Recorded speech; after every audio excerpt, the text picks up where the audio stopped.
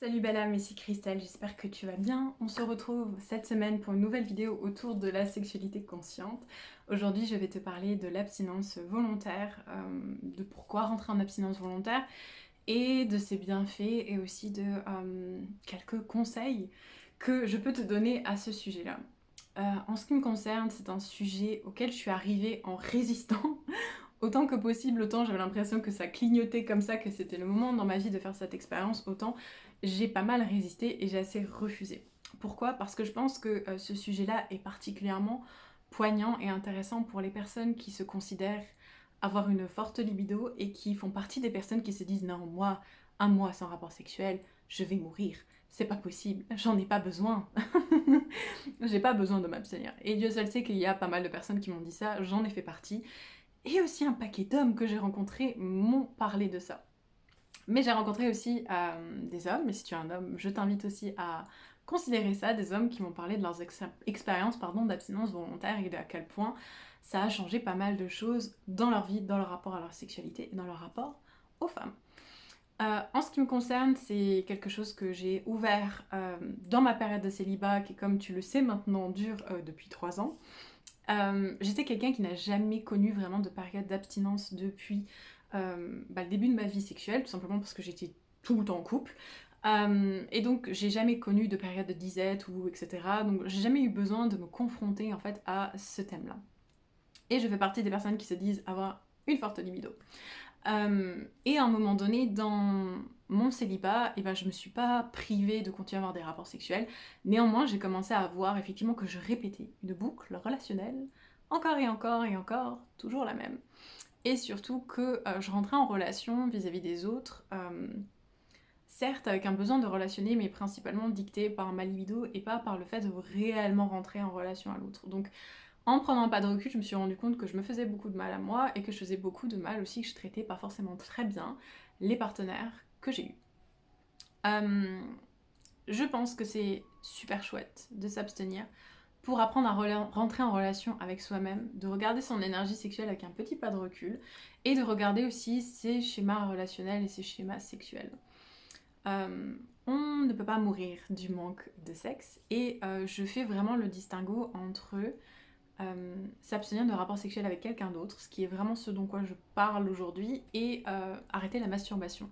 Je pense qu'à moins d'avoir des comportements masturbatoires compulsifs, donc vraiment de se masturber plusieurs fois par jour et de prendre énormément de temps en fait dédié à ça, la masturbation ça peut être un super terrain de jeu pour apprendre à se faire l'amour à soi-même, d'apprendre à rentrer en relation avec son corps et justement de garder une sexualité très saine tout en s'abstenant d'avoir des rapports avec un partenaire ou plusieurs. Moi, en ce qui me concerne, j'ai fait une période de 8 mois d'abstinence. J'avais pas vraiment mis un timing, je savais juste que je voulais aller au-delà de ce vers quoi j'avais échoué les 2 fois précédentes. J'avais fait 2 périodes de 5 mois d'abstinence où à la base je m'étais dit que j'allais vraiment m'abstenir.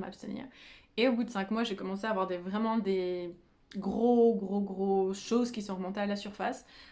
J'arrivais plus forcément à dormir, enfin j'arrivais plus à dormir en fait, et j'avais vraiment une sensation de restlessness, je cherche le mot en français, j'arrive pas vraiment à me détendre. Et à chaque fois j'ai cédé, j'ai craqué entre guillemets à ce moment-là. Et la troisième fois a été la bonne, j'ai réussi à passer de l'autre côté.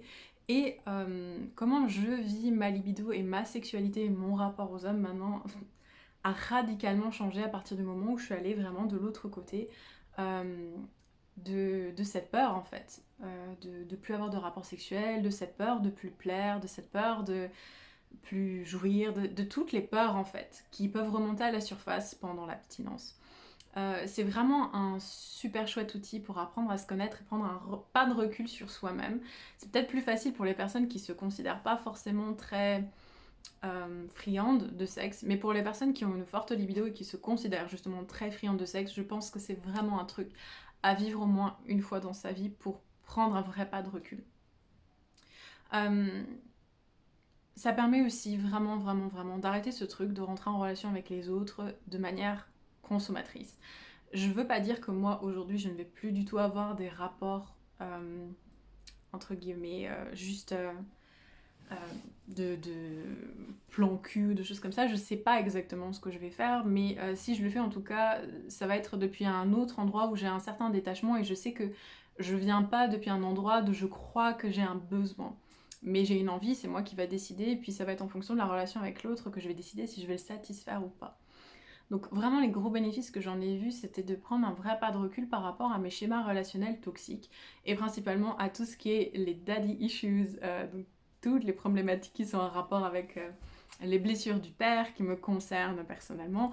Mais voilà, si tu fais partie des personnes qui ont ce truc, et Dieu seul sait que c'est la vaste majorité de la population, et ben ça peut être intéressant pour toi pour vraiment prendre un pas de recul sur les schémas qui se répètent si tu es vraiment coincé dans ces boucles comme ça qui se répètent à l'heure actuelle. Le, le timing à faire, je te dirais pas, moi je te dirais de faire au moins 6 mois si ça t'intéresse. Néanmoins, ça peut dépendre de chacun, mais de vraiment passer ce cap où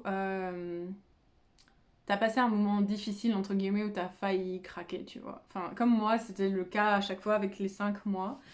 Et ça, tu sais le reconnaître, clairement. Et d'avoir passé ce truc-là, et de rentrer dans un endroit où t'as un vrai détachement par rapport à la satisfaction et à la frustration, je pense que c'est ça qui doit donner, entre guillemets, le timing dans lequel faire ça. Mais je pense que ça prend au moins 6 mois. T'invite aussi à rentrer dans un rapport de faire l'amour, parce que ça permet d'utiliser son énergie sexuelle d'une manière différente et vis-à-vis de soi-même, et d'apprendre à mieux se connaître, d'apprendre à se satisfaire autrement que juste par le relâchement orgasmique, et d'apprendre à vraiment se faire l'amour, à rentrer dans ces expériences qu'on a tendance à juste mettre dans les mains de l'autre quand on est du coup dans une relation avec une personne ou plusieurs. Qu'est-ce que j'aimerais dire d'autre sur l'abstinence? Je pense que vraiment c'est aussi important que pour les hommes comme pour les femmes, et qu'il faut surtout se rappeler que on n'en meurt pas, mais que c'est un bon moment de recharge et de retrouvailles vis-à-vis de soi-même et de régénération. Donc si tu as vécu une rupture difficile, si c'est un moment qui est compliqué dans ta vie, si Dieu seul sait quoi, euh, et tu es sur le chemin d'apprendre à vraiment t'aimer et à créer une vie qui soit saine et riche pour toi, je pense que l'abstinence est une très très bonne chose. Si tu as des questions en fait par rapport à ce sujet, je t'invite à me poser les questions du coup en commentaire juste en dessous. Si cette vidéo, eh ben, elle vient de t'apporter quelque chose, une clé dont tu avais besoin, ou qu'elle t'a intéressé, n'hésite pas à me laisser des petits pouces pour me le faire savoir, et à t'abonner à ma chaîne Crystal Antonia, donc pour recevoir des nouvelles vidéos sur le sujet du sexe, conscience, l'âge tantra, le développement personnel, l'entrepreneuriat, enfin en tout cas je parle de beaucoup de choses sur cette chaîne. Je t'invite à regarder aussi dans la description le lien sur mon Instagram pour me rejoindre sur Instagram, et d'ici là, je te fais des gros bisous, à bientôt.